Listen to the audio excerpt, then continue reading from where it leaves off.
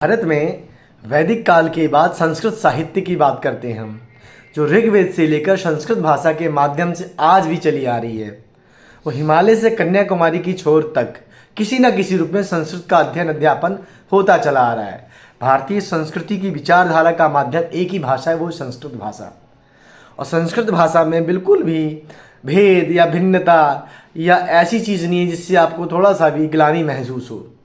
संस्कृत भाषा का साहित्य अनेक अमूल्य ग्रंथ रत्नों का सागर है।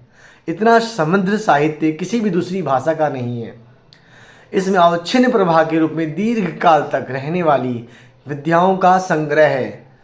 परंतु समाज आज का इस संस्कृत भाषा और संस्कृत के शास्त्रों से कुंठित होता है। पता नहीं क्यों से ईर्ष्या द्वेष करने लगता है, क्योंकि वह अनभिज्ञ है, अज्ञात है, वह विद्या में है, क्योंकि उसे पता ही नहीं वास्तविक जो विद्या या सच्चाई है, जो सच्चा ज्ञान है, जो अध्यात्म का सर्वोत्तम ज्ञान है, वो संस्कृत शास्त्रों में मिल जाता है। जिससे मनुष्य की जो परम लक्ष्य है सुख को प्राप्त करना, वो सुख की प्राप्ति केवल और केवल उस तर्क से हो सकती है जिस तर्क पर इंसान का चिंतन मनन एकदम शून्य अवस्था में चला जाए।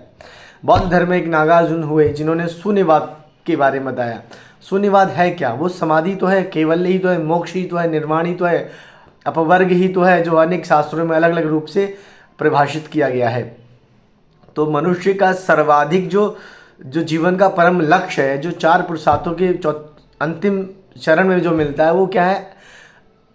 अंतिम जो सत्य है वो क्या? दुखों से मुक्त होना। वो हर प्राणी का एक मूल उद्देश्य है। हालांकि वो उसके तरीके अलग अलग है, कोई किसी प्रकार में खुशी देखता है, कोई किसी प्रकार में खुशी देखता है, लेकिन जो अंतिम जो वास्तविक जो लक्ष्य है जीवन का, वो सुख की प्राप्ति, धर्म अर्थ काम मोक्ष की जो अंतिम अवस्था है, उसकी अवस्था की बात करते हैं। तो विश्व की सभी भाषाओं की जो जननी है वो संस्कृत भाषा है।